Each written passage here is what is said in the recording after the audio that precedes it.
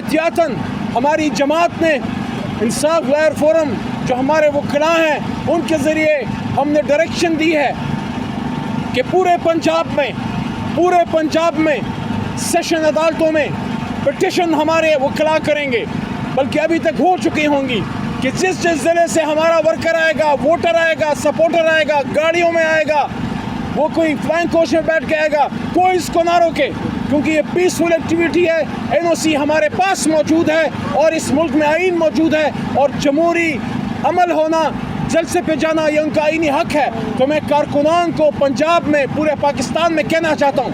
کہ انشاءاللہ آئینی پروٹیکشن کور آپ کو حاصل ہے۔ آپ کے وکلاء عدالتوں میں جا چکے ہیں اور وہاں سے حکم لے کے آئیں گے کہ کوئی ہمارے پرامن قافلوں کو نہیں روکے گا۔ انشاءاللہ ایک پرامن جلسہ ہوگا، وہاں پاکستان کی بات ہوگی۔ عمران خان صاحب نے جلسے کے لیے ہدایات بھی دی ہیں کہ جلسے میں آپ نے پاکستان کی بات کرنی ہے، جلسے میں آئین کی حکمرانی کی بات کرنی ہے، ایک حقیقی آزادی کی بات کرنی ہے۔ نہیں آ رہیں گے۔ عمران خان صاحب کے وکلاء پر امید ہیں اور کانفیڈنٹ ہیں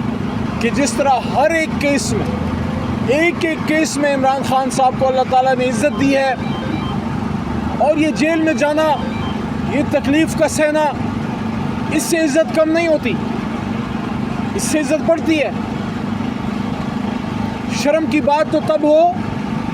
جب آپ کسی ملک دشمن کارروائی میں ملوث ہوں، یا کرپشن میں ملوث ہوں،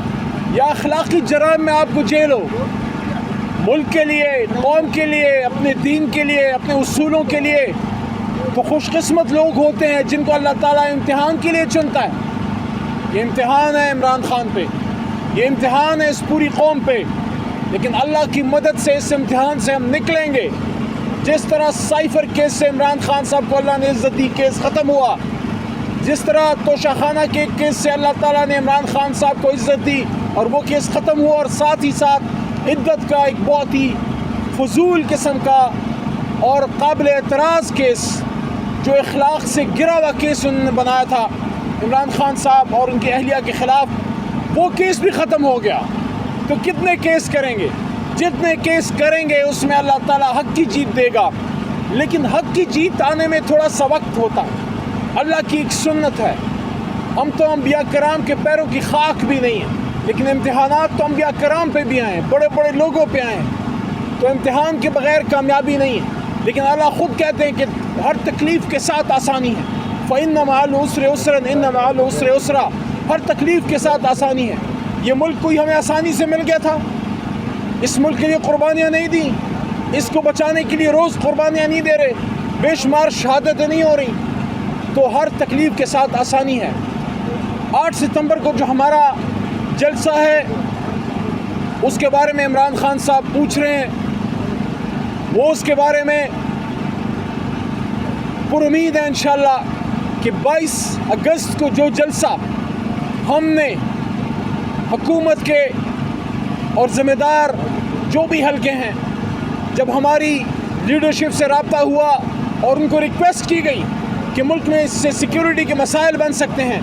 تو عمران خان صاحب نے ایک لیڈر ہونے کا ثبوت دیا، اور باوجود اس کے کہ ان کو خود اس کا دکھ تھا اور ہم جیسے لوگ اور بے شمار کارکنان